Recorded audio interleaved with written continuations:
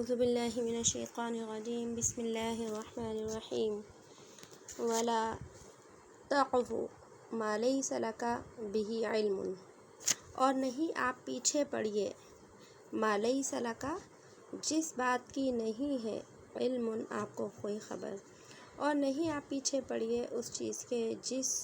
کی آپ کو خبر نہیں اور علم نہیں۔ ان السمع والبصر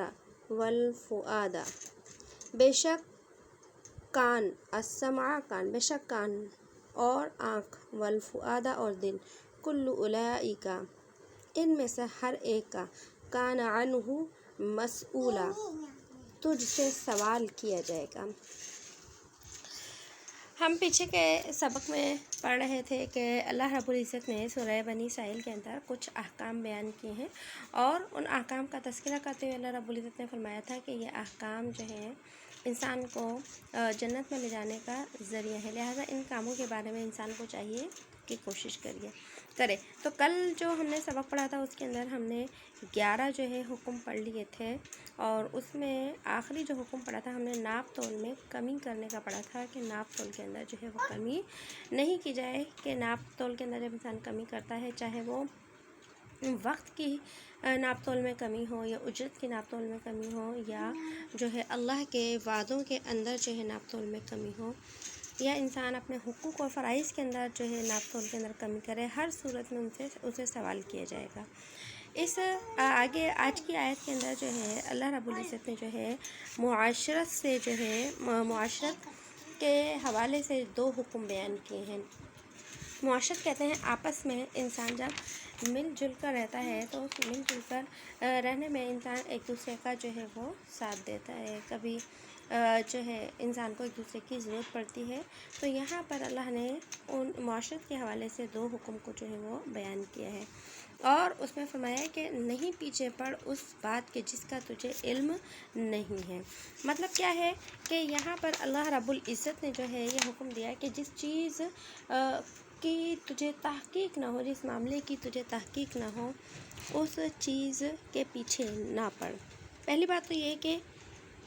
اگر کوئی انسان اپنے کسی معاملے کو کسی سے چھپانا چاہتا ہے، ہم اپنی عام زندگی میں بہت سے ہمارے پرسنل ایسے معاملات ہوتے ہیں جن کو ہم دوسروں کے سامنے ظاہر نہیں کرنا چاہتے، تو یہاں شریعت نے ہمیں ایک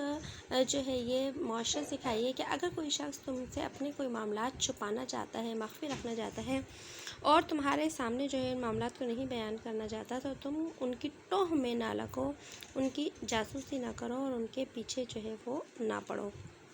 دوسرے نمبر پر شریعت نے اس چیز کی بھی جو ہے وہ تاکید کی کہ جس چیز کے بارے میں یا جس بات کے بارے میں، جس معاملے کے بارے میں تمہیں جو ہے وہ تحقیق نہ ہو، تو بغیر تحقیق کے جو ہے کسی بات کو نہ کرو، بغیر تحقیق کے کسی بات کو جو ہے کسی کے سامنے بیان نہ کرو۔ جو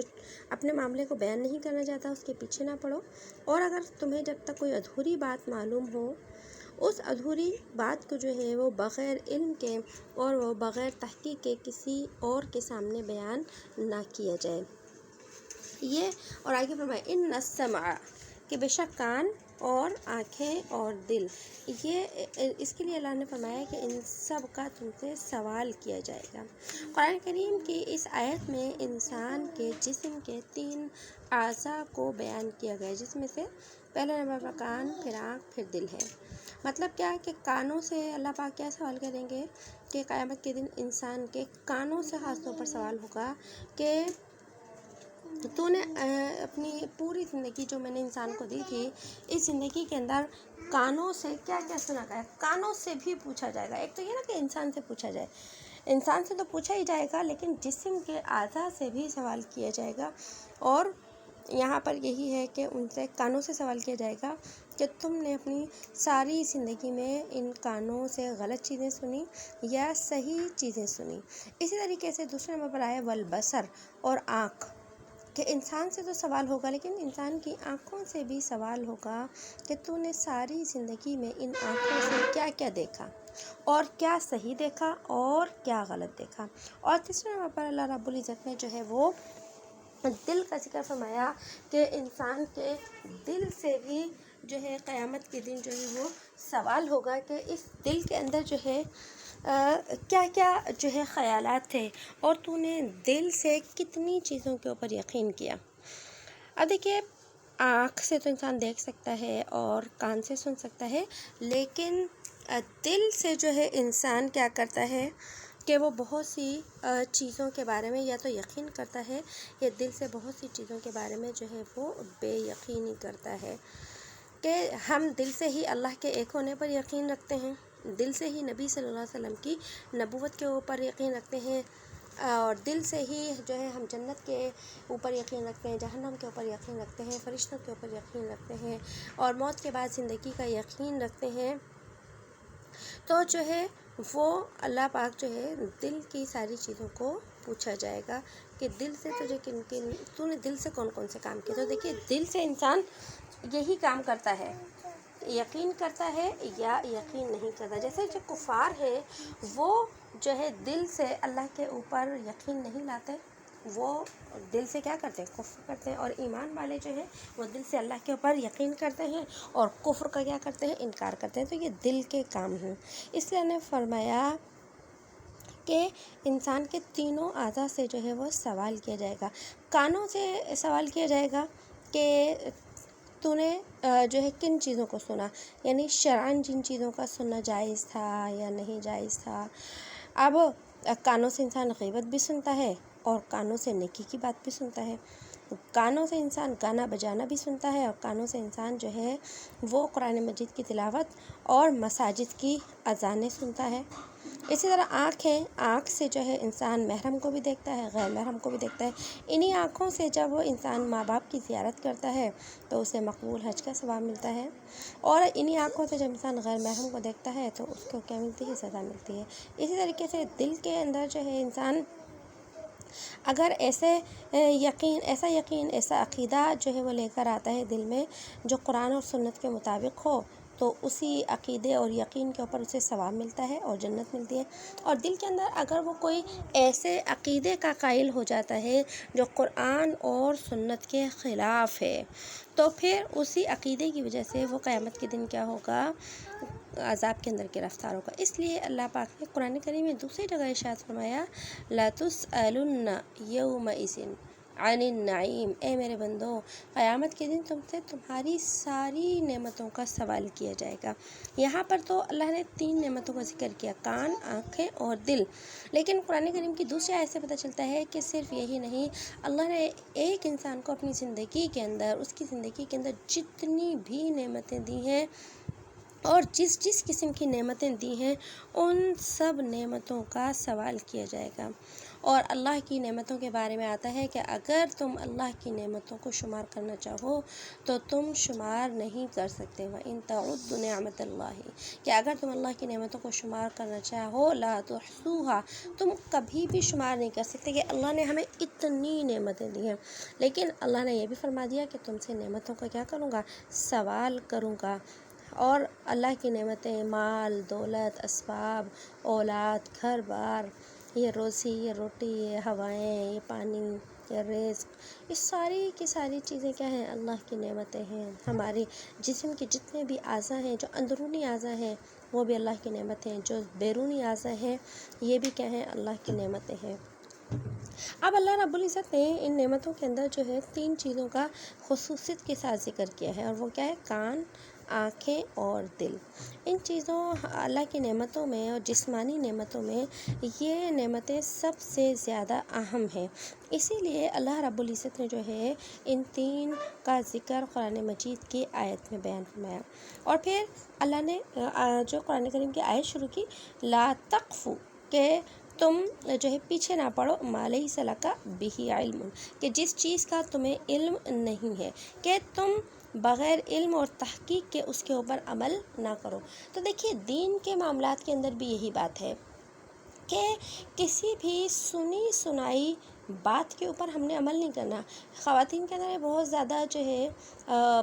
جن خواتین کا یعنی کہہ لیں کہ علم سے تعلق نہیں ہوتا تو وہ عموماً جو ہے سنی سنائی بات کے اوپر عمل کر لیتی ہیں اور صحیح مسئلے کو پوچھنے کی کوشش ہی نہیں کرتی۔ تو دین کے معاملات میں بھی یہی ہے، حتیٰ کہ ہماری شریعت تو ہمیں دنیا کے معاملات کے اندر بھی یہی ترغیب دیتی ہے کہ سنی سنائی باتوں کے بجائے جو ہے مستند بات کو معلوم کر کے اس پر عمل کیا جائے، اور دین کے معاملات میں بھی مستند بات کے اوپر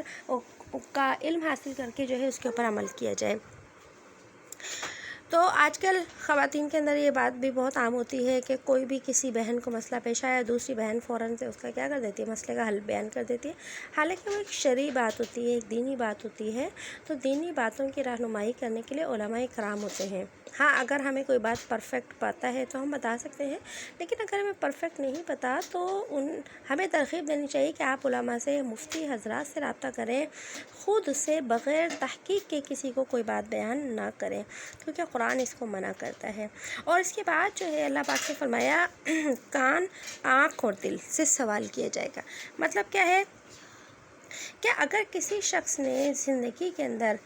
بغیر تحقیق کے کوئی کسی شخص پر الزام لگا دیا، عام زندگی میں معاملات ہوتے ہیں کہ کسی کے بارے میں کوئی بات کر دیتا ہے،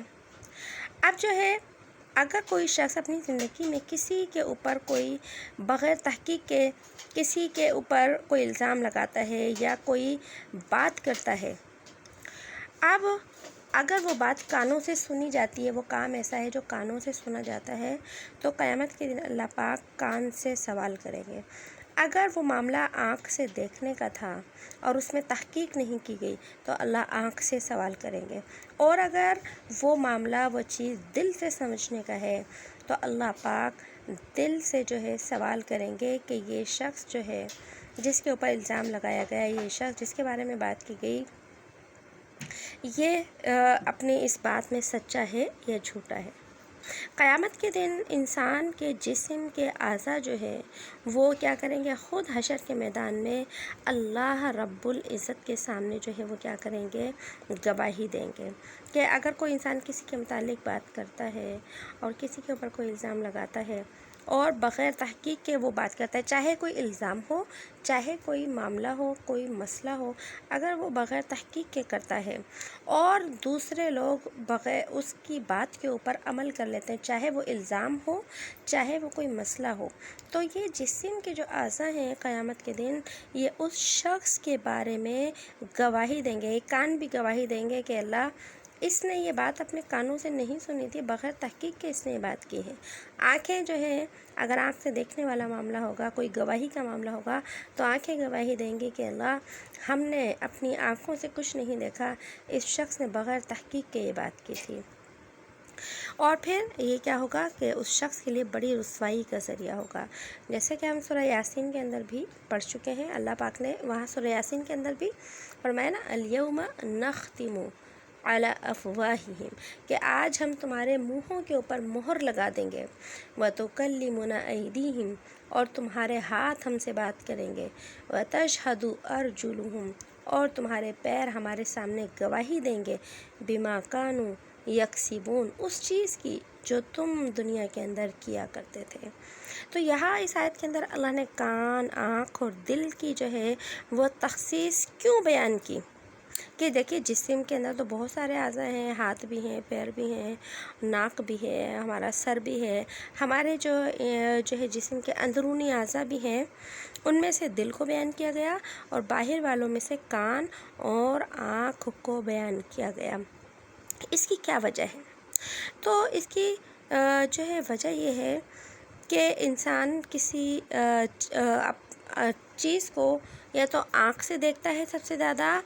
یا کان سے کسی بات کو جو ہے وہ کیا کرتا ہے، سنتا ہے، اور پھر دل کے اندر اس بات کا یا تو یقین کر لیتا ہے یا پھر اس کو یقین نہیں کرتا۔ یعنی ایک انسان کی زندگی میں سب سے زیادہ جو کام کرتے ہیں نا اس کے جسم کے اعضاء، ایک تو دل ہے اور دوسرا کان ہے اور آنکھ ہے۔ اس کے ساتھ ساتھ ہم نے پڑھا ہے کہ اللہ نے ہمیں حواس خمسہ عطا کی ہیں، انہیں 5 سینسز بھی کہا جاتا ہے، کہ 5 چیزوں سے انسان علم حاصل کرتا ہے۔ کچھ علم اسے کان کے ذریعے حاصل ہوتا ہے، وہ سنتا ہے، کچھ علم اسے دیکھ کر حاصل ہوتا ہے یعنی آنکھ سے، کچھ علم اسے ناک سے حاصل ہوتا ہے یعنی سونگھ کر، اور کچھ چیز کا علم اسے زبان سے حاصل ہوتا ہے یعنی چکھ کر، اور کسی چیز کا علم اسے ہاتھوں سے حاصل ہوتا ہے یعنی چھو کر۔ تو یہ 5 سائنس کے حساب سے یہ 5 سینسز ہیں انسان کے، جو انسان کو بہت سی چیزوں کا علم عطا کرتے ہیں۔ اب ان 5 چیزوں کے ذریعے سے ہمیں کسی چیز کے بارے میں پتہ چلتا ہے۔ زبان سے کسی چیز کا ذائقہ پتہ چلتا ہے، ناک سے اچھی اور بری اچھی اور بری خوشبو یا بدبو کا پتہ چلتا ہے، اور آنکھ سے کسی چیز کی خوبصورتی اور بدصورتی کا یا کسی چیز کی گواہی کا پتہ چلتا ہے، اور کان سے کسی بھی چیز کی آواز کا پتہ چلتا ہے۔ تو اب یہ جو 5 ہیں، ان 5 کے اندر بھی جو سب سے زیادہ استعمال ہوتے ہیں ہمارے سینس، وہ کان اور آنکھ ہیں۔ ناک کا استعمال بھی کم ہوتا ہے، زبان کا بھی کم ہوتا ہے، ہاتھ کا بھی کم ہوتا ہے۔ عام طور سے انسان اپنی زندگی میں کسی چیز کو جو جانتا ہے، یا تو وہ آنکھ کے ذریعے سے جانتا ہے یا وہ کان کے ذریعے سے جانتا ہے، اور قرآن کریم نے اسی وجہ سے ان 5 سینسز میں سے یہاں پر 2 کان اور آنکھوں کو، ہمارے 2 حواس خمسہ کو بیان کیا ہے۔ پھر دوسری بات یہ ہے کہ اللہ نے یہاں پر کان کو پہلے بیان کیا، ان السمع، کان کو پہلے بیان کیا، والبصر، اور آنکھ کو بعد میں بیان کیا۔ اس کی کیا وجہ ہے؟ تو اس کی بڑی وجہ ہے کہ کان کو ہی پہلے کیوں لایا گیا اور آنکھ کو بعد میں کیوں لایا گیا؟ کیونکہ انسان اپنی زندگی میں سب سے زیادہ جو معلومات حاصل کرتا ہے اور علم حاصل کرتا ہے، وہ کان کے ذریعے حاصل کرتا ہے۔ ہماری زندگی کا علم کا، معلومات کا اور بہت بڑا جو حصہ ہے وہ کانوں کے اوپر مشتمل ہوتا ہے، اور دوسرے نمبر پر آنکھ پر۔ یعنی کہ آنکھ سے ہم ہر چیز کو نہیں دیکھتے، لیکن کان سے ہم بہت ساری چیزیں وہ کیا کرتے ہیں، سنتے ہیں۔ ہم جتنے بھی پڑھنے پڑھانے کا کام ہے، عموماً اس میں آنکھ سے دیکھنے کا کام کم ہوتا ہے، کان سے سننے کا کام وہ کیا ہوتا ہے، زیادہ ہوتا ہے۔ اس لیے کان کا استعمال انسان کی زندگی میں سب سے زیادہ ہوتا ہے۔ اس وجہ سے اللہ نے کان کو پہلے بیان کیا، اور پھر آنکھوں کو بیان کیا، اور اس کے بعد اللہ رب العزت نے دل کو بیان فرمایا۔ تو یہ تھا 12واں حکم کہ بلا تحقیق کے کوئی بات نہ کرو، کیونکہ تمہاری کسی بھی غلط بات کا اللہ ثبوت تمہارے کانوں سے، تمہاری آنکھوں سے اور تمہارے دلوں سے لیں گے، اور تمہارے جسم کے اعضاء اللہ کے سامنے تمہارے خلاف گواہی دیں گے۔ اور اس کے بعد اگلا حکم وہ بیان فرمایا، وَلَا تَمْشِ فِي الْأَرْضِ، اور تم نہیں چلو زمین میں مرحا، اکڑ کر، اترا کر، اِنَّكَ لَن تَخْرِقَ، بے شک تو نہیں پھاڑ سکتا، الارض، زمین کو، بے شک تو نہیں پھاڑ سکتا زمین کو، وَلَن تَبْلُغَ الْجِبَالَ، اور تو نہیں پہنچ سکتا پہاڑوں کی طُولَ، بلندی کو، اور تو نہیں چل زمین میں اکڑ کر، بے شک تو نہیں پھاڑ سکتا زمین کو، اور تو نہیں پہنچ سکتا پہاڑوں کی بلندی کو۔ یہاں سے اللہ رب العزت نے وہ اگلا حکم، یعنی 13ویں نمبر کا وہ حکم بیان فرمایا، اور یہ حکم بھی عام ہے۔ قرآن کریم کی آیت آئی تو نبی صلی اللہ علیہ وسلم کے اوپر تھی، لیکن یہ اصل میں تو امت کے لیے یہ حکم آیا کہ نبی اپنی امت کے لوگوں کو بتا دیجئے کہ زمین پر اترا کر نہ چلو، زمین پر اکڑ کر نہ چلو۔ اور قرآن کریم نے اس کا ایک طریقہ بیان کیا کہ یہ اکڑ کر، اترا کر چلنے سے مراد کیا ہے؟ فخر، تکبر اور غرور کی چال نہ چلو، کہ جو شخص غرور اور تکبر سے اپنے قدموں کو زمین کے اوپر رکھتا ہے، اور وہ سمجھتا ہے کہ وہ زمین کو وہ کیا کر لے گا، تسخیر کر لے گا۔ تو اے نبی آپ بتا دیجئے کہ جو لوگ زمین کے اوپر تکبر سے اکڑ کر چلتے ہیں، تو وہ سمجھتے ہیں کہ ان کی چال، ان کا یہ تکبر زمین کو پھاڑ دے گا۔ تو فرمایا کہ اگر تو زمین کے اوپر اکڑ کر چلتا ہے تو تو زمین کو پھاڑ نہیں سکتا۔ یہ تیرے بس میں نہیں ہے کہ تو زمین کو کتنا بھی طاقتور ہو جائے لیکن تو زمین کو نہیں پھاڑ سکتا۔ اور اگر تو سینہ تان کر چلتا ہے غرور اور تکبر سے، پیسے کے نشے کے اندر، عہدے اور طاقت کے نشے کے اندر اگر تو اپنے سینے کو تان کر اور اکڑ کر چلتا ہے تو سن، اللہ کے پہاڑوں سے اونچا تو نہیں ہو سکتا۔ کہ تو سمجھے کہ میں اتنا بلند ہو گیا، تو اللہ نے زمین کے اوپر جو پہاڑوں کی مخلوق بنائی ہے، یہ پہاڑ بہت اونچے اونچے ہیں۔ تو کتنا بھی بڑا بن جا لیکن ان پہاڑوں سے اونچا نہیں ہو سکتا۔ اس لیے فرمایا کہ نہ تو زمین کو پھاڑ سکتا ہے اپنے تکبر سے، اپنی چال سے، اور نہ پہاڑوں سے اونچا ہو سکتا ہے۔ اب یہاں پر اللہ نے جو یہ بیان فرمایا کہ تم ایسے اترا کر مت چلو، تو یہاں چلنا ہی مراد نہیں ہے، اصل میں یہاں پر غرور اور تکبر سے منع کیا گیا ہے کہ غرور اور تکبر کے اندر جو چیزیں جہاں جہاں جس معاشرے کے اندر جو کام، جو چیزیں، جو باتیں غرور اور تکبر کے اوپر دلالت کرتی ہیں اور جن سے غرور اور تکبر ٹپکتا ہو، وہ ساری ہی چیزیں حرام ہو جاتی ہیں، وہ ساری ہی چیزیں، باتیں، وہ سارے کام ناجائز ہو جاتے ہیں، چاہے وہ کسی انسان کی متکبرانہ چال ہو، چاہے وہ زمین پر زور سے پیر مار کر چلے یا سینہ تان کر چلے، وہ سارے کام جو ہے وہ ناجائز ہیں۔ اب تکبر کی تعریف سمجھ لیجئے، تکبر کیا ہے، کہ تکبر اور غرور کے اندر کوئی فرق ہے یا نہیں؟ تو غرور اور تکبر، فخر، یہ سارے جو ہیں ہم معنی لفظ ہیں اور ان کا معنی ایک ہی ہے، اور اردو میں تکبر، غرور اور فخر کہتے ہیں، عربی میں اسے کبر بھی کہتے ہیں، کبر، اسی سے ہے کبریائی۔ کبریائی کا معنی بھی تکبر و غرور اور فخر ہے۔ اللہ نے غرور، تکبر اور فخر صرف اپنی ذات کے لیے پیدا کیا ہے۔ اللہ نے غرور، تکبر، فخر اپنی مخلوق میں سے کسی کو نہیں دیا اور نہ ہی کسی کے لیے پسند کیا ہے۔ اللہ نے اپنی مخلوق کے لیے تواضع کو پیدا کیا اور خود اپنے لیے اللہ رب العزت نے تکبر کو پیدا کیا۔ اور تکبر اور تواضع یہ دونوں ایک دوسرے کی ضد ہیں۔ جہاں تکبر ہوگا وہاں تواضع اور عاجزی نہیں ہوگی، اور جہاں پر عاجزی اور تواضع ہوگی وہاں پر تکبر نہیں ہوگا۔ تکبر کیا چیز ہے اور عاجزی دیکھیے کہ جب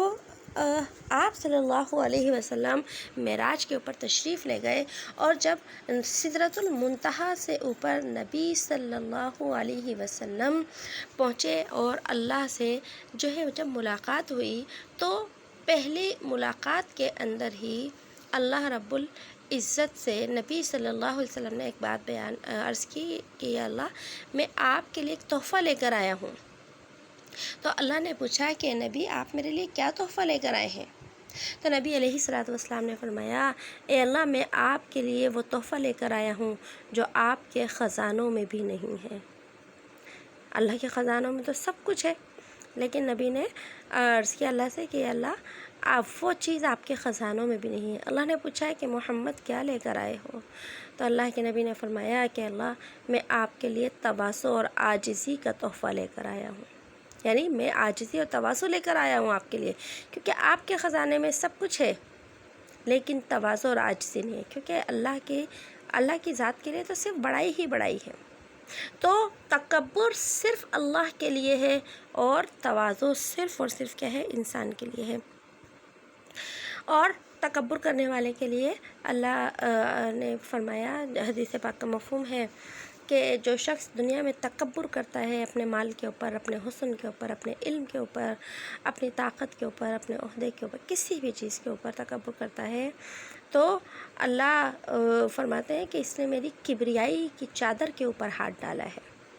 میری کبریائی کی چادر کے اوپر ہاتھ ڈالا ہے، اور جو میری تکبر کی ردا کو کھینچے گا، میری کبریائی کی چادر کو کھینچے گا، میں اسے ذلیل و خوار کر دوں گا۔ تو جو دنیا کے اندر تکبر کرتا ہے اللہ سے، یا تو دنیا میں ہی ذلیل و خوار کر دیتے ہیں، ورنہ ایسے لوگ آخرت میں ذلیل و خوار ہو جائیں گے۔ آپ تکبر کہتے کسے ہیں؟ کہ تکبر کی تعریف سمجھ لیجئے کہ تکبر کہتے ہیں اپنے آپ کو دوسروں سے اعلیٰ سمجھنا، اور دوسروں کو اپنے مقابلے میں کمتر سمجھنا اور حقیر سمجھنا۔ اس فرق کو اچھے طریقے سے سمجھ لیجئے کہ تکبر اپنے آپ کو اعلیٰ سمجھنا اور سامنے والے کو کمتر سمجھنا، یہ تکبر کی تعریف ہے اور یہ حرام ہے۔ اب تکبر دیکھیے، انسان کو شکل صورت کا بھی ہو سکتا ہے، علم کا بھی ہو سکتا ہے، کپڑوں کا بھی ہو سکتا ہے، گھر کا بھی ہو سکتا ہے، اولاد کا بھی ہو سکتا ہے، حکومت کا بھی ہو سکتا ہے، عہدے کا بھی ہو سکتا ہے، کسی بھی چیز کا ہو سکتا ہے کہ سامنے والے کو انسان اپنے کپڑے دیکھ کر سوچے کہ مجھے تو پہننے کا اوڑھنے کا بہت ڈھنگ آتا ہے، سامنے والے کو تو کوئی طریقہ ہے ہی نہیں، اس کو تو وہ تو میرے جیسا پہن ہی نہیں سکتا، اس کے پاس تو میرے جیسا کوئی سینس ہی نہیں ہے۔ یہ تکبر ہے، جہاں ہم دوسرے کو کیا کر رہے ہیں، اپنے آپ سے نیچا سمجھ رہے ہیں، تکبر ہے، حرام ہے۔ اس کے مقابلے میں ایک چیز آتی ہے، اسے کہتے ہیں عجب۔ عجب میں اور تکبر میں کیا فرق ہے کہ عجب کہتے ہیں کہ انسان اپنے آپ کو ہی اعلیٰ سمجھے، میں ہی ہوں سب سے اعلیٰ، میرے جیسا تو کوئی ہو ہی نہیں سکتا، میرے جیسے ڈریسنگ کوئی نہیں کر سکتا، میری جیسی بات کوئی نہیں کر سکتا، میرے جیسے فیصلے کوئی نہیں کر سکتا۔ اسے کہتے ہیں عجب، اسے ہی کہتے ہیں خود پسندی، انسان کو اپنے آپ کو سب سے اعلیٰ سمجھنا۔ تو تکبر میں یہ ہوتا ہے کہ سامنے والے کو نیچا سمجھا جاتا ہے، اپنے آپ کو اعلیٰ سمجھا جاتا ہے، اور عجب میں اپنے آپ کو ہی اعلیٰ سمجھا جاتا ہے، سامنے والے کو نیچا نہیں سمجھا جاتا۔ شریعت نے دونوں چیزوں سے منع کیا ہے کہ عجب بھی نہ ہو، تکبر بھی نہ ہو، ہاں اس کے مقابلے میں کیا ہو، شکر ہو، کہ اگر انسان کے پاس کوئی نعمت ہے تو اس نعمت کے اوپر وہ اللہ کا شکر کرے، اللہ تو نے مجھے بہت اچھا لباس دیا، شکر الحمدللہ۔ اب جو ہے اس کو اپنا لباس اپنی نظر میں بڑا اچھا لگ رہا ہے، میرے کپڑے واقعی بڑے اچھے لگ رہے ہیں، شکر الحمدللہ، میرا گھر بڑا اچھا ہے، شکر الحمدللہ، میرا تو اللہ نے مجھے دوسروں کے مقابلے میں گھر اچھا دیا ہے، شکر الحمدللہ کا فضل ہے۔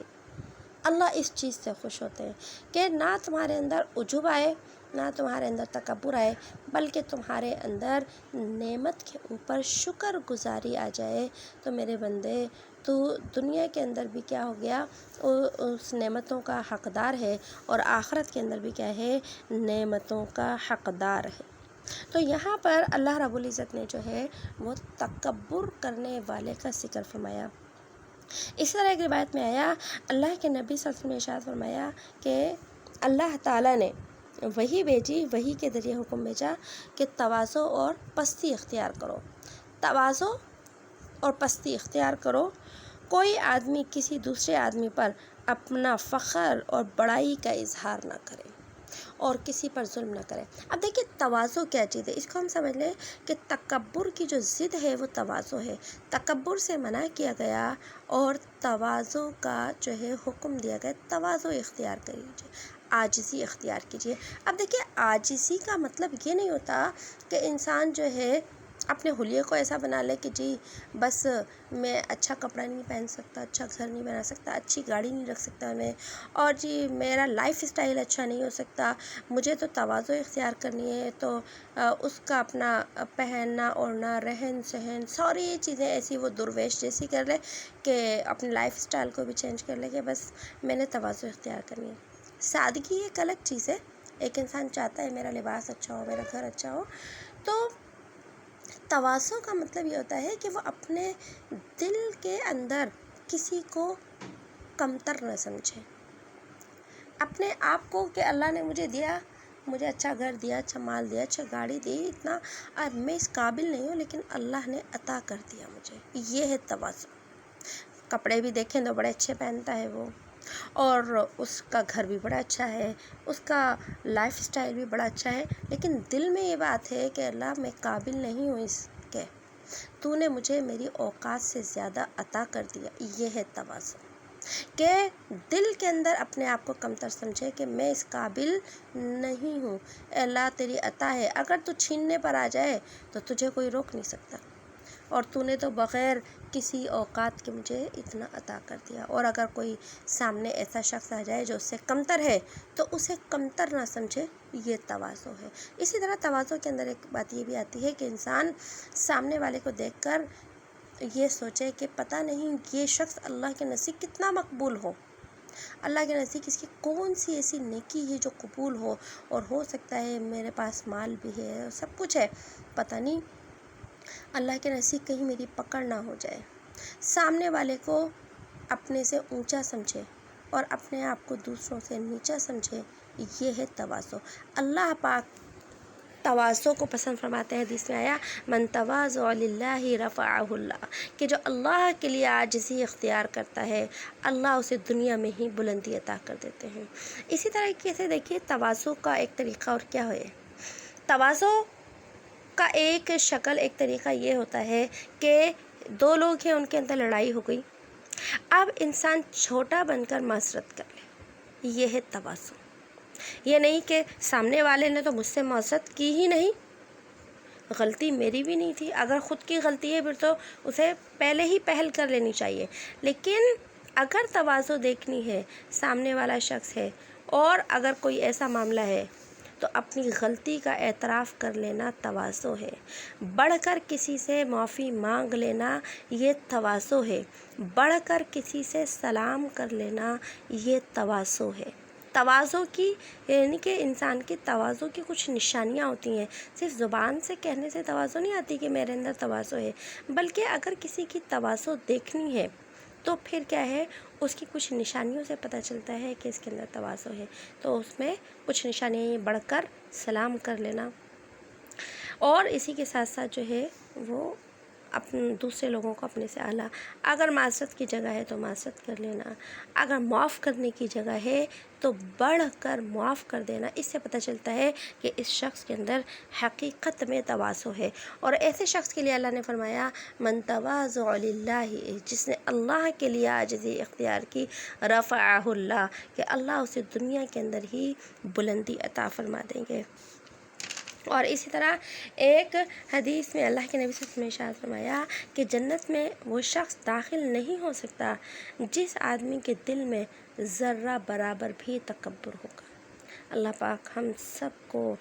تکبر سے جو ہے وہ اللہ پاک بری فرمائے، اللہ پاک ہم سب کے دلوں کے اندر تواضع اور عاجزی پیدا فرمائے۔ اسی طرح ایک اور حدیث سے اللہ کے نبی صلی اللہ علیہ وسلم نے ارشاد فرمایا کہ اللہ فرماتے ہیں کہ بڑائی اور تکبر میری چادر ہے اور میری عظمت ہے، جو میری چادر مجھ سے چھیننا چاہے گا تو میں اسے جہنم میں داخل کر دوں گا۔ اور جہنم اللہ کی اظہار کیا ہے، تکبر، کہ جو تکبر چھیننا چاہے گا مطلب ہے جو دنیا میں رہ کر تکبر کرے گا۔ اسی طرح ایک اور روایت میں اللہ کے نبی صلی اللہ علیہ وسلم نے ارشاد فرمایا کہ قیامت کے دن اللہ تکبر کرنے والے لوگوں کو چھوٹی چھوٹی چیونٹیوں کے برابر انسانوں کی شکلوں میں اٹھائیں گے، کہ ان تکبر کرنے والوں کو اللہ پاک چھوٹی چھوٹی چیونٹیاں بنا دیں گے، اور ان کو جو ہوں گے انسان لیکن ان کی جو جسامت ہوگی وہ اتنی چھوٹی کر دی جائے گی، اور ہر طرف سے ذلت اور خواری جو ہے اور ان کے اوپر برسے گی۔ اور روایت میں آتا ہے کہ ان کو جہنم کے ایک قید خانے کی طرف لے کر جایا جائے گا، یعنی کہ تکبر کرنے والوں کے لیے اللہ نے جہنم کے اندر ایک خاص جیل خانہ بنایا ہے، خاص قید خانہ بنایا ہے، اور اس قید خانے کا نام آتا ہے روایت میں بولس، کہ اس کو قید خانہ جو ہے بولس میں ڈالا جائے گا، اور اس قید خانے کے اوپر جو ہوگی سب سے زیادہ آگ چڑھی ہوئی ہوگی، کیونکہ انہوں نے اللہ کی چادر کو دنیا میں چھینا تھا، یعنی تکبر کیا تھا، اور ان کو پینے کے لیے جو ہے جب وہ پینے کے لیے پانی مانگیں گے تو جہنمی لوگوں کے جسم سے نکلا ہوا پیپ اور خون جو ہے وہ انہیں پینے کے لیے دیا جائے گا۔ تو اسی طریقے سے اللہ نے تکبر کا جو ہے وہ حرام قرار دیا، اور اللہ نے تواضع اختیار کرنے کا اور عاجزی اختیار کرنے کا جو ہے وہ حکم دیا ہے۔ تو یہ جو ہے بنی اسرائیل یہاں پر جو ہے اللہ رب العزت نے جو ہے احکام بیان کیے۔ اب دیکھیں یہ احکام جو یہاں پر آئے ہیں، اگر ہم ان کو ترتیب سے جو درمیان شروع جہاں سے ہو رہے ہیں یہاں تک اگر ہم ان کو شمار کریں تو یہ تقریباً 15 بنتے ہیں۔ ایک کے اندر بعض اوقات دو دو تین تین حکم، ایک آیت کے اندر دو دو تین تین حکم آئے ہیں، اس طرح ٹوٹل ان کی تعداد جو ہے وہ 15 بنتی ہے۔ یعنی یہ وہ 15 اعمال ہیں جو انسان اگر کرتا ہے تو اللہ کے نزدیک وہ مقبول بن جاتا ہے، اور جو یہ کام نبی صلی اللہ علیہ وسلم کے طریقے کے مطابق کرتا ہے اور صحیح نیت کے ساتھ کرتا ہے تو اللہ کا مقبول بن جاتا ہے۔ حضرت عبداللہ ابن عباس رضی اللہ تعالیٰ عنہ جو نبی صلی اللہ علیہ وسلم کے چچا زاد بھائی تھے، ان کے روایت میں آتا ہے کہ پوری تورات کے جتنے بھی احکام تھے اللہ نے سورہ بنی اسرائیل کی 15 آیتوں میں جمع کر دیے ہیں، کہ موسیٰ علیہ السلام کے اوپر تورات نازل ہوئی تھی۔ اللہ نے تورات میں جتنے احکام دیے تھے وہ صرف سارے کے سارے احکام بنی اسرائیل کی 15 آیتوں میں جمع کر دیے گئے۔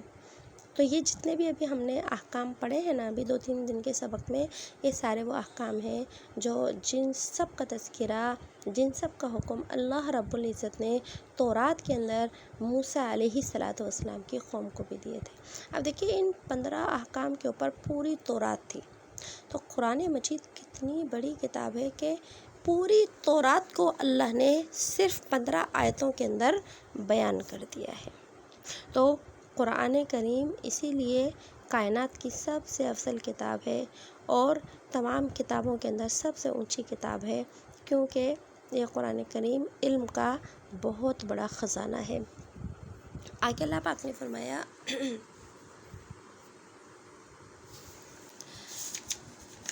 جی یہ جو ہے فرمانے کے بعد اللہ نے فرمایا کل ذالک، کہ یہ ساری باتیں بری ہیں، یعنی کہ جتنی باتیں ابھی بیان کی کہ زمین کے اوپر اکڑ کر چلنا اور جو ہے تکبر کرنا، یہ ساری صحیح ہو، یہ ساری باتیں بری ہیں۔ عند ربک، تیرے رب کے نزدیک، مکروہن، اور ناپسندیدہ ہے، لہذا جو کام رب کے نزدیک ناپسندیدہ ہو ان کاموں کو عقل مند انسان چھوڑ دیا کرتے ہیں۔ اور آگے فرمایا ذالک مما اوحی الیک، یہ ان باتوں میں سے ہے جو وحی کی گئی، وحی کی رب کا تیرے رب نے، من الحکمتی، عقل کے کاموں میں سے، ولا تجعل مع اللہ الہا آخر، اور تو نہیں بنا اللہ کے سوا کسی دوسرے معبود کو، فتلقی فی جہنم، پس تجھے ڈالا جائے گا جہنم میں، ملوما مدحورا، الزام لگا کر دھکیلا ڈالا جائے گا، ملوماً الزام لگا کر یا نشان لگا کر تجھے دھکیلا جائے گا۔ یہاں پر اللہ رب العزت نے ان ساری باتوں کو بیان کرنے کے بعد فرمایا کہ ابھی یہ جو باتیں یا احکام جو نازل ہوئے ہیں یہ ساری کی ساری حکمت کی باتیں، حکمت سے مراد عقل مندی کی باتیں ہیں، اور اللہ نے یہ ساری عقل مندی کی باتیں نبی صلی اللہ علیہ وسلم پر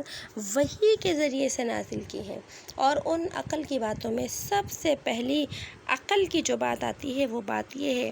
کہ تم اللہ کے سامنے، اللہ کے ساتھ کبھی بھی کسی کو شریک نہ کرنا۔ یہ مشرکین مکہ پورا قرآن ان کے سامنے نازل ہو گیا اور قرآن کی آیات آ گئیں، لیکن انہوں نے شرک کرنا نہیں چھوڑا، انہوں نے اپنے پتھروں کے بتوں کی پوجا نہیں چھوڑی۔ تو پھر اللہ نے فرمایا کہ اگر تم اپنی زندگی کے اندر شرک نہیں چھوڑو گے تو پھر کیا ہوگا کہ قیامت کے دن تمہیں تمہارا جو ہے اعمال نامے دکھائے جائیں گے اور تمہیں جہنم کے اندر ڈال دیا جائے گا۔ اور پھر اس کے بعد اللہ نے فرمایا افاصفاکم ربکم، کہ تمہارے رب نے کیا تم کو چن کر دیے ہیں، افاصفاکم، کیا تمہارے رب نے چن کر دیے ہیں تم کو، بالبنین، بیٹے، واتخذ من الملائکۃ اناثا، اور بنا لیا اس نے فرشتوں کو بیٹیاں، انکم لتقولون، بے شک تم کہتے ہو، قولا عظیما، ایک بڑی بھاری بات۔ ہم پیچھے بھی یہ بات پڑھ چکے ہیں کہ یہ مشرکین جو تھے یہ پتھروں کے بت بناتے تھے اور جو ہے یہ فرشتوں کو اللہ کی بیٹیاں کہتے تھے۔ بہت جگہ ہم نے جو ہے اس بات کو پڑھا ہے۔ تو یہ جو عرب جو جاہل قوم تھے اس وقت کے، یہ فرشتوں کو اللہ کی بیٹیاں کہا کرتے تھے، تو اللہ نے ان کی اس جو ہے عقیدے کا جواب دیا کہ تم جو ہے اللہ کے ساتھ بیٹیاں جو ہے فرشتوں کو بناتے ہو، تو یہ تو بالکل ہی جو ہے جہالت کی بات ہے اور غلط ہے، کہ اللہ کے لیے تو اولاد ہے ہی نہیں۔ اللہ کے تو نہ کوئی ماں باپ ہیں، نہ جو ہے اس کی کوئی اولاد ہے۔ جب اس کے کوئی ماں باپ نہیں ہے تو اس کی اولاد بھی نہیں ہے، اور اولاد تو اس کی ہوتی ہے کہ جو کسی کا محتاج ہو۔ اللہ اولاد کا محتاج نہیں ہے۔ اور دوسری بات، اللہ نے شکوہ کیا کہ تم اپنے لیے تو بیٹے پسند کرتے ہو دنیا کے اندر، کہ جب ان کے ہاں بیٹے ہوتے تھے تو یہ چہرے ان کے خوش ہو جاتے تھے، اور بیٹیاں ہوتی تھیں تو قرآن کہتا ہے کہ ان کے چہرے جو ہے کالے پڑ جاتے تھے، اور اپنی بیٹیوں کو یہ زندہ جو ہے نا مار دیا کرتے تھے۔ تو اللہ نے فرمایا کہ اگر تم اللہ کی، اصل تو اللہ اولاد کا جو ہے وہ محتاج ہی نہیں ہے، لیکن تم کیسے بیوقوف لوگ ہو کہ اپنے لیے تو مذکر اولاد کو، بیٹوں کو پسند کرتے ہو، اور اللہ کے لیے کمزور جو مخلوق ہے، مطلب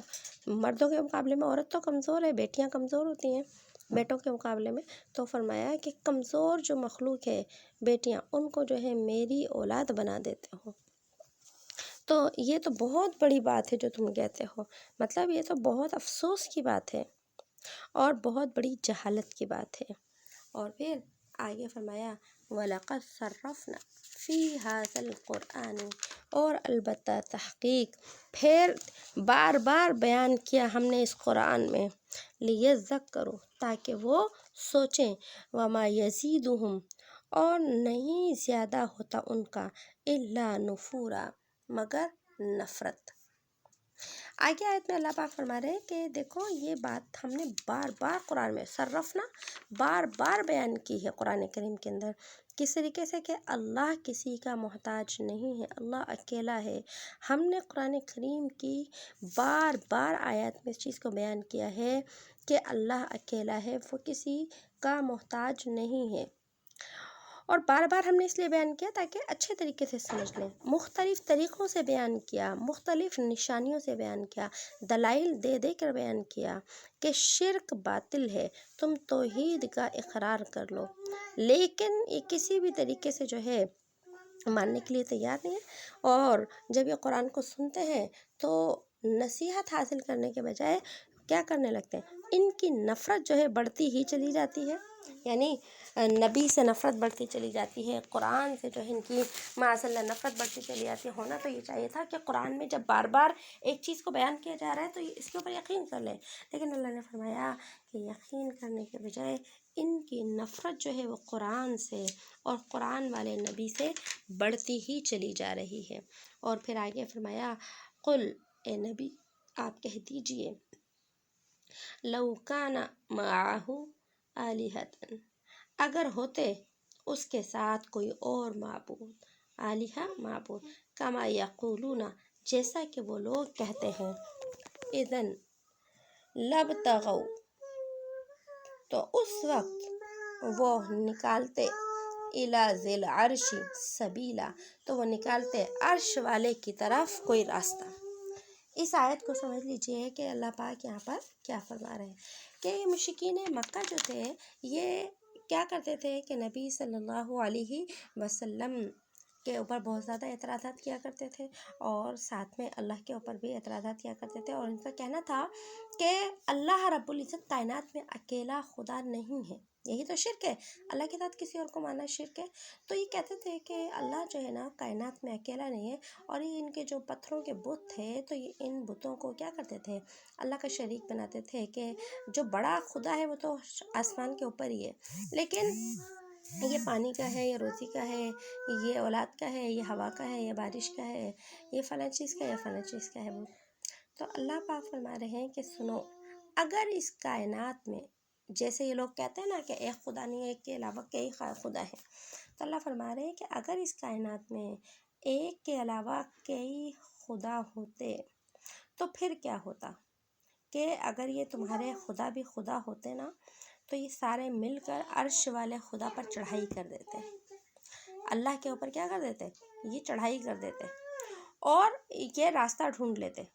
اور چڑھائی کرنے کا مطلب کیا ہے؟ ان خداؤں کی آپس میں جنگ ہوتی ہے۔ پھر چڑھائی کرنے کا مطلب یہ دیکھیں، ایک ہماری عام معاشرے کی اصطلاح ہے، ایک میان میں دو تلواریں کبھی نہیں رہ سکتی۔ جیسے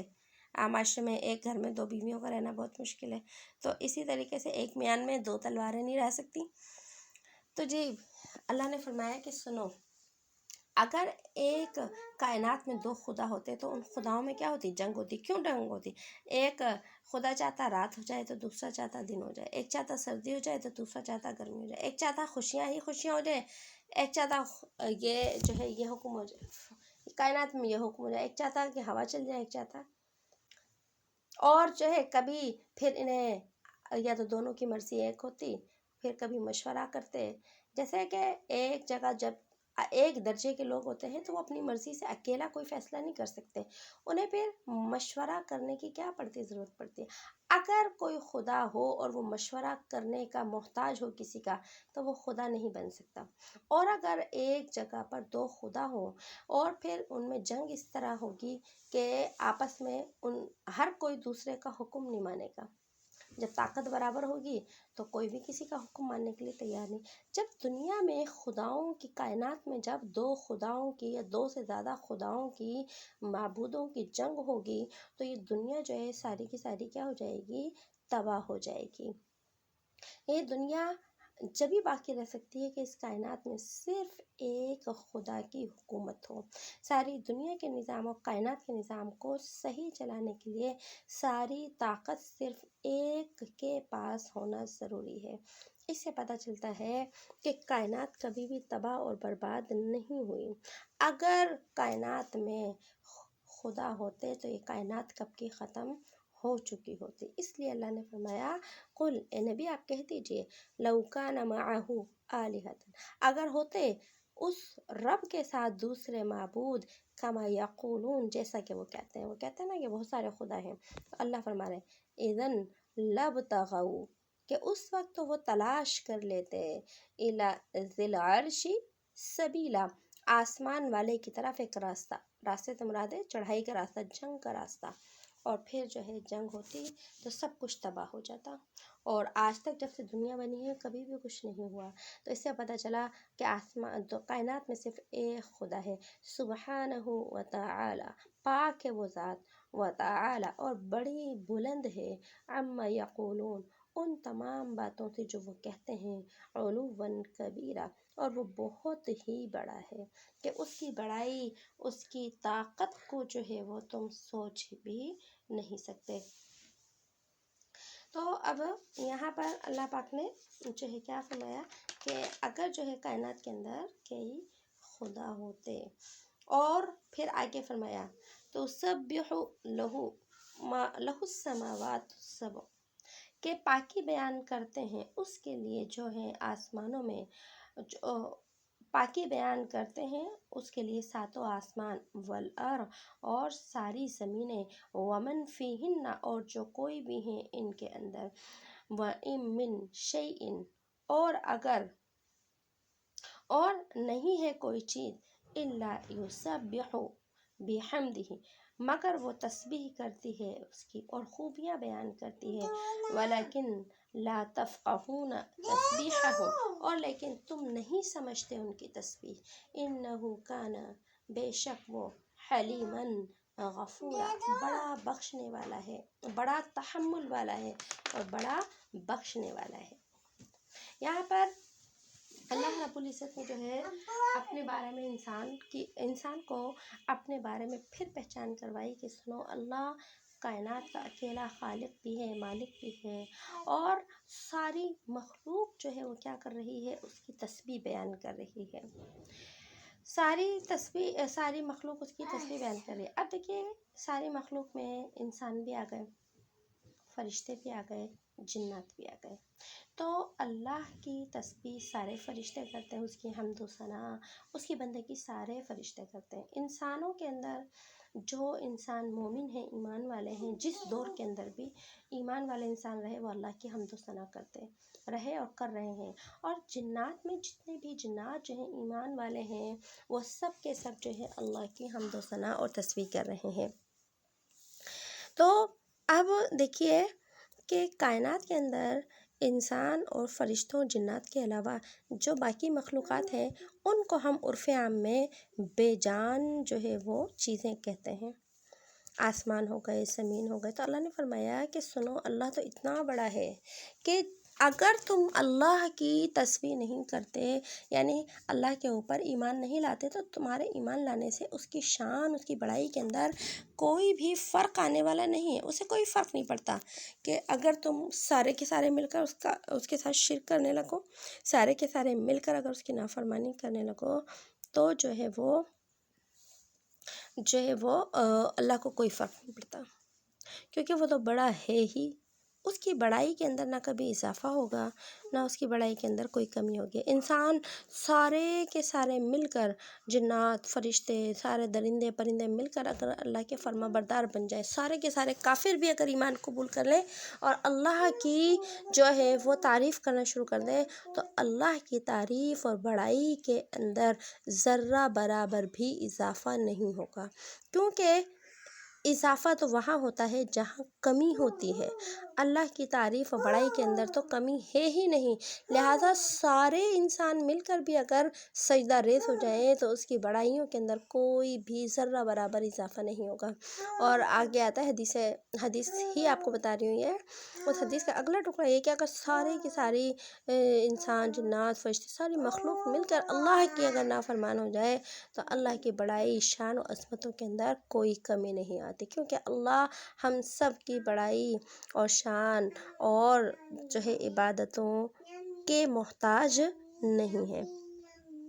اب دیکھیے کہ اللہ نے جو انسان دنیا میں مخلوق پیدا کی، ان میں فرشتے بھی ہیں، انسان بھی ہیں، جنات بھی ہیں، جانور بھی ہیں، درندے بھی ہیں، پرندے بھی ہیں، آسمان بھی ہیں، زمین بھی ہیں، یہ چلتی ہوئی ہوائیں بھی ہیں، یہ اونچے اونچے پہاڑ بھی ہیں، یہ بہتا اور برستا ہوا پانی ہے، یہ بھڑکتی ہوئی آگ ہے، یہ زمین سے نکلتا ہوا رزق ہے، روزی ہے، اناج ہے، بہت ساری چیزیں ہیں۔ تو اللہ رب العزت کی جو انسان تسبیح اور حمد و ثنا کرتا ہے نا، تو اس کی دو قسمیں ہیں، یاد رکھیے۔ اللہ کی تسبیح ہو گئی، حمد و ثنا ہو گئی، بڑائی ہو گئی۔ ایک ہے تسبیح اختیاری، اسے کہتے ہیں تسبیح اختیاری، اور ایک ہے غیر اختیاری، جس میں انسان کا کوئی اختیار نہیں ہے۔ تو تسبیح جو اختیاری کرتی ہے، یعنی اللہ کا جو ذکر کرتی ہے، اختیاری یعنی کہ کرنے کا اختیار ہے، کرو جب بھی، نہ کرو جب بھی، کرو گے تو نفع اٹھاؤ گے، نہیں کرو گے تو نقصان اٹھاؤ گے۔ تو یہ اختیار اللہ نے فرشتوں کو دیا ہے اور انسانوں کو دیا ہے اور جنات کو دیا ہے، کہ اگر تم کرو گے، جیسے ایمان کا اختیار اللہ رب العزت نے دیا ہے انسانوں کو اور جنات کو، تو اسی طرح ذکر، اذکار، اللہ کی خوبیاں، حمد و ثنا، یہ تسبیح کے اندر ساری ہی چیزیں آ گئی۔ ایمان سے شروع ہوگی بات، صرف تسبیح کے اندر ذکر نہیں آتا، بلکہ تسبیح شروع ہوتی ہے ایمان سے۔ تو یہ اللہ نے جو ہے وہ انسان کو اختیار دیا ہے، لیکن کائنات میں اور بہت ساری جو مخلوق ہے اللہ کی، جو کہ ہمیں بے جان نظر آ رہی ہوتی ہے، تو اللہ نے انسان، جنات اور فرشتوں کے علاوہ کائنات کے ایک ایک ذرے کو اپنا تسبیح کرنے کے اوپر لگا رکھا ہے، اور یہ جو تسبیح ہے یہ اختیاری نہیں ہے بلکہ تکوینی ہے۔ تکوینی، ہم جو اللہ کی حمد و ثنا کرتے ہیں یہ اختیاری ہے، ہمیں اختیار ہے، کریں نہ کریں، لیکن اللہ نے باقی مخلوق کو جو اپنے ذکر کے اوپر لگایا ہے، تو یہ وہ ہے تکوینی، کہ وہ اس دائرے سے باہر نہیں نکل سکتے، ان کو یہ کام کرنا ہے۔ اور دیکھیے جو کافر ہے نا، کافر بھی عموماً اللہ رب العزت کو مانتے ہیں، لیکن وہ بہت ساری اور دوسری کاموں میں غلطی کرتے ہیں، عقیدوں میں غلطی کرتے ہیں، اس وجہ سے کافر ہو جاتے ہیں۔ عموماً جتنے بھی کافر ہیں دنیا کے اندر، وہ اللہ کی عظمت کے قائل ہیں۔ صرف دنیا میں چند ایسے لوگ ہیں جن کو دہریے یا کمیونسٹ کہا جاتا ہے، جو اللہ کے وجود کے ہی قائل نہیں ہیں، ٹھیک ہے، اللہ کے وجود کے تو ظاہر ہے وہ تو کسی چیز کے، وہ تو کسی مذہب کے بھی قائل نہیں ہے، تو وہ تسبیح حمد و ثنا نہیں کرتے۔ باقی کافر لوگ بھی اللہ کی عظمت کے کیا ہیں، قائل ہیں۔ اسی کے ساتھ ساتھ زمین کے اوپر جتنی چیزیں اللہ نے بنائی ہیں، ہر چیز اس کا ذرہ ذرہ جو ہے اللہ کی تسبیح میں مشغول ہے۔ درخت ہیں، پتھر ہیں، مٹی ہیں، اور یہ پہاڑ ہیں، یہ پانی ہے، یہ آگ ہے، یہ جانور ہیں، اور دریا کی مخلوق ہے، آبی مخلوق، اور زمین کی مخلوق، اور بلوں میں رہنے والی مخلوق، ہواؤں میں اڑنے والی مخلوق، یہ سب کی سب اللہ کی تسبیح کر رہی ہے، اور یہ تسبیح ان کی تکوینی ہے، یعنی یہ اس سے باہر نہیں نکل سکتے، اور اللہ نے ان کو اپنی تسبیح کا پابند بنایا ہے۔ لیکن اس تسبیح کو عام لوگ نہیں سن سکتے۔ پتہ چلا کہ ہم اپنے ان مٹی کے مکانوں کے اندر جو رہتے ہیں نا، تو ہمارے مٹی کے مکان، یہ اینٹیں، یہ بجری، یہ پتھر، ہمارے گھروں کے اندر جتنے دروازے، کھڑکیاں، برتن، بستر، چارپائیاں، فرنیچر، جتنی بھی چیزیں ہیں، یہ اللہ کی تسبیح کرتی ہیں۔ اور دلیل کیا ہے کہ ہر چیز، آسمان اور زمین، اور اللہ نے فرمایا ومن فیہن، جو آسمان اور زمین اور ان کے اندر جو چیز ہے، جو مخلوقات ہیں اللہ کی، جن کو اللہ نے پیدا کیا، وہ سب اللہ کی تسبیح کرتی ہیں، ولیکن، اور اللہ فرماتے لا تفقہون، تم نہیں سمجھتے تسبیحہم، ان کی تسبیح تم سمجھ نہیں سکتے۔ تمہارے گھروں کے اندر جو چیزیں ہیں نا، یہ اللہ کی تسبیح کرتی ہیں، لیکن تم ان تسبیح کو نہیں سمجھ سکتے، کیونکہ اللہ نے ان کو جو ہے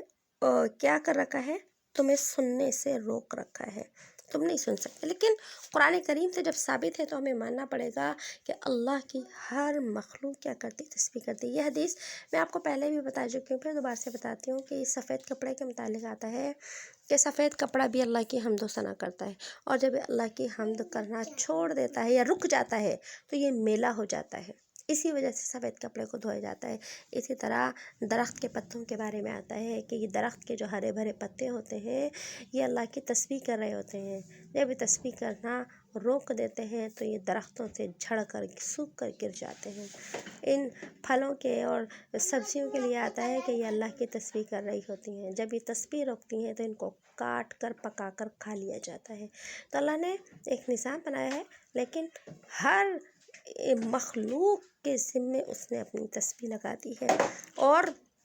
یہ جانور جتنے بھی ہیں، یہ جانور سارے کے سارے اپنی بولیوں کے اندر جو ہے اللہ کی کیا کرتے ہیں، تسبیح کرتے ہیں۔ ہمیں کتا جو ہے بھونکتا ہوا نظر آتا ہے، لیکن حقیقت میں یہ اپنی بولی میں اللہ کی تسبیح کرتا ہے۔ اور جتنے جانور ہیں، شیر کی دہاڑ ہے، اور اسی طریقے سے جتنے بھی جانور ہیں، وہ سب اپنی بولیوں کے اندر اللہ کی تسبیح کر رہے ہیں، لیکن اللہ فرماتے ہیں لا تفقہون تسبیحہم، کہ تم ان کی تسبیح سمجھ نہیں سکتے، لیکن تمہیں ماننا پڑے گا کہ اللہ کی تسبیح کرتے ہیں۔ اسی طرح جو ہے یہ جو پتھر اور کنکریاں جتنے بھی ہوتے ہیں، یہ بھی سب اللہ کی تسبیح کرتے ہیں۔ اسی لیے ہم نے وہ جو ہے تاریخ میں واقعہ پڑھا نا کہ ابو جہل آیا اور کہنے لگا کہ محمد بھتیجے یہ بتا دے میرے ہاتھ میں کیا ہے، اگر تو نے یہ بتا دیا کہ میرے ہاتھ میں کیا ہے تو میں تجھے نبی مان لوں گا۔ نبی صلی اللہ علیہ وسلم نے ہاتھ کو کھولنے کا حکم دیا، تو جو پتھر، جو کنکریاں اس کے ہاتھ میں تھیں، ان کنکریوں سے آواز آنے لگی لا الہ الا اللہ محمد رسول اللہ، کہ ان پتھروں نے کنکریوں نے بھی آپ کی نبوت کی کیا کری، گواہی دی۔ تو کنکروں کا اور پتھروں کا تسبیح پڑھنا اب جو ہے یہ برحق ہے، اور جو ہے نبی صلی اللہ علیہ وسلم کا یہ معجزہ تھا کہ ان پتھروں سے جو ہے، کنکریوں سے جو ہے آواز آنا شروع ہو گئی، اور ابو جہل نے خود بھی وہ سنی۔ اور اسی طریقے سے جو ہے آتا ہے قرآن کریم میں ایک جگہ آتا ہے سورہ بقرہ کے اندر، ہم پڑھیں گے کہ جب انسان جو ہے اللہ کے ساتھ شرک کرتا ہے نا، تو ان کی اس کفریہ باتوں سے جو ہے نا، پہاڑوں کے بعض پتھر اللہ کے خوف سے نیچے گر جاتے ہیں، اللہ کے خوف سے نیچے گر جاتے ہیں، ڈر کی وجہ سے۔ تو پتھروں کے اندر اللہ نے یہ ادراک رکھا ہے، یہ شعور رکھا ہے کہ اگر ان کے سامنے جو ہے غلط بات کی جاتی ہے تو یہ اس کو بھی سن رہے ہوتے ہیں، اور اگر ان کے سامنے حق بات کی جاتی ہے یہ اس کو بھی کیا کر رہتے ہیں، سن رہتے ہیں۔ ایک مشہور ہم نے جو ہے ہمارے معاشرے کے اندر ایک جملہ مشہور ہے، دیواروں کے بھی کان ہوتے ہیں۔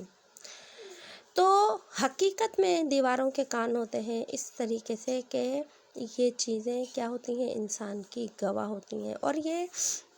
یہ تو دیوار ہے، اللہ نے تو پہاڑوں کے لیے جو ہے سورہ بقرہ میں فرما دیا کہ پہاڑ کے بعض پتھر اللہ کے خوف سے نیچے گر جاتے ہیں، کیونکہ جب وہ کفر کے کلمات سنتے ہیں۔ اور جو ہے اسی طرح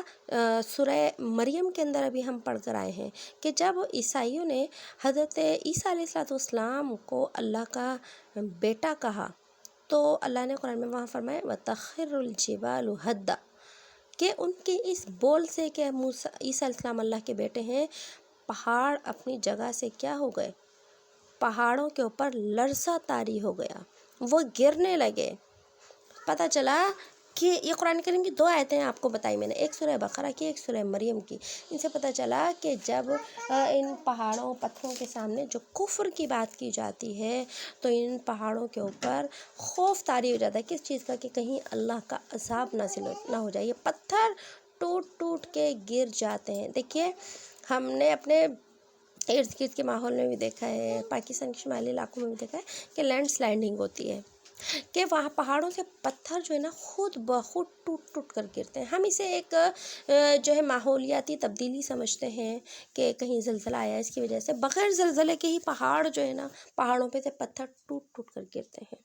اب اس کی کوئی بھی وجہ ہو، لیکن قرآن ہمیں یہ بتاتا ہے کہ جب کفر کی اور گناہ کی باتیں ہوتی ہیں، یہ پہاڑ جب ان کو سنتے ہیں تو اللہ کے خوف سے نیچے گر جاتے ہیں یہ۔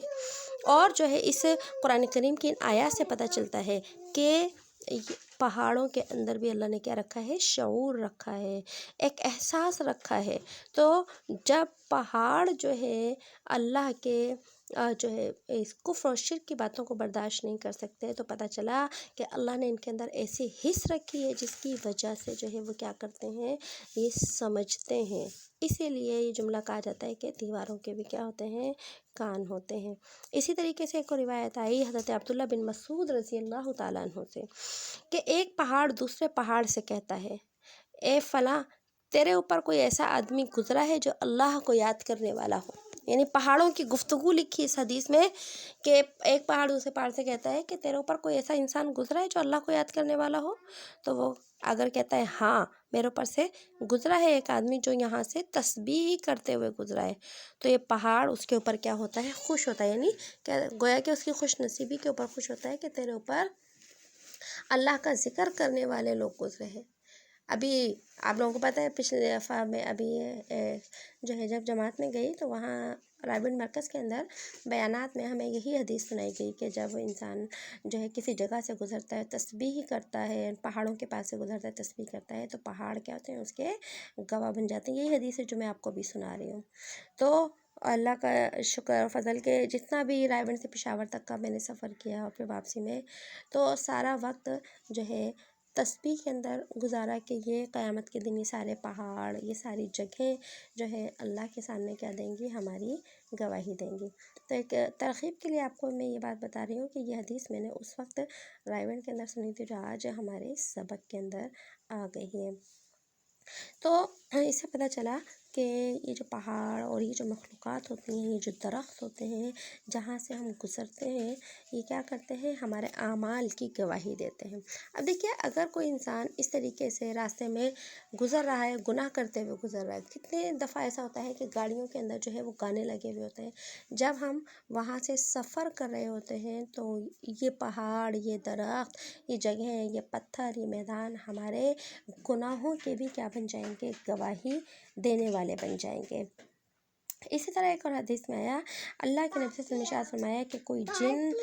اور انسان اور درخت اور پتھر اور کوئی بھی ایسا ڈھیلا، یعنی کہ پتھر چھوٹے ہوں یا بڑے ہوں، ایسے نہیں کہ جو مؤذن کی آواز نہ سنتے ہوں، کہ جب مؤذن اذان دیتا ہے تو سارے کے سارے جنات اور جہاں جہاں تک کہ انسانوں کا آواز جاتی ہے وہ انسان، اور اس اذان کی حد میں جتنے درخت آتے ہیں، جتنے پتھر آتے ہیں، وہ سارے کے سارے مؤذن کی آواز سنتے ہیں، اور قیامت کے روز یہ سارے کے سارے اس مؤذن کے ایمان اور اس کے نیک ہونے کی جو ہے وہ کیا کریں گے، گواہی دیں گے۔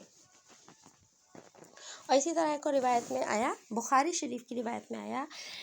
کہ حضرت عبداللہ بن مسعود رضی اللہ تعالیٰ عنہ، یہ بھی نبی صلی اللہ علیہ وسلم کی شہزاد بھائی ہیں، ان سے ہی یہ حدیث نقل کی امام بخاری رحمۃ اللہ علیہ نے، کہ ہم کھانے کی تسبیح کی آواز سنا کرتے تھے جب وہ کھانا کھایا جا رہا ہوتا تھا۔ یہ نبی علیہ السلام کا معجزہ تھا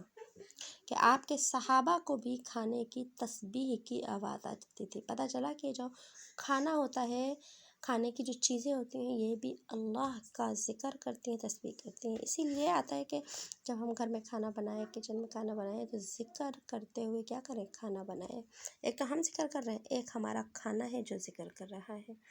اسی طریقے سے ایک اور روایت میں آتا ہے، صحابہ نے فرمایا، ہم رسول اللہ صلی اللہ علیہ وسلم کے ساتھ جب کھانا کھاتے تھے تو کھانے کی تسبیح کی آواز سنا کرتے تھے۔ اور یہ تسبیح کی آواز کیوں سنتے تھے؟ کیونکہ نبی کا معجزہ تھا۔ اسی طریقے سے ایک اور روایت میں آتا ہے کہ اللہ کے نبی صلی اللہ علیہ وسلم نے ارشاد فرمایا کہ میں مکہ مکرمہ کے اس پتھر کو پہچانتا ہوں جو نبوت سے پہلے مجھے سلام کیا کرتا تھا، اور میں اب بھی اس کو پہچانتا ہوں۔ نبوت سے پہلے بھی سلام کیا کرتا تھا اور نبوت کے بعد بھی۔ تو آتا ہے کہ اس سے مراد حجر اسود ہے۔ اور اسی طرح اور بھی کئی روایات ہیں جن سے پتہ چلتا ہے کہ یہ جو زمین کے اوپر اللہ نے مخلوقات بنائی، یہ مخلوقات حس رکھتی ہے، لہٰذا یہ چیزیں ہمارے گناہ اور ہماری نیکیوں کی کیا ہوں گی؟ گواہ بن جائیں گی۔ تو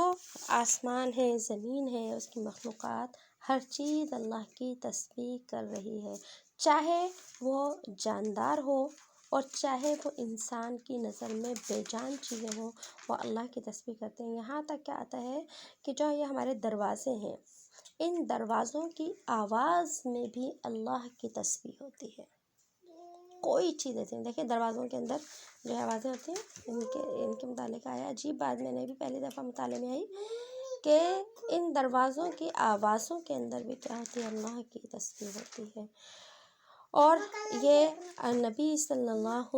علیہ وسلم کا معجزہ تھا کہ یہ تسبیحات بعض اوقات آپ کے صحابہ کو سنائی دے جایا کرتی تھیں۔ تو اللہ نے ساری باتیں جو بیان فرمائی اور نبی علیہ السلام نے کوشش کی،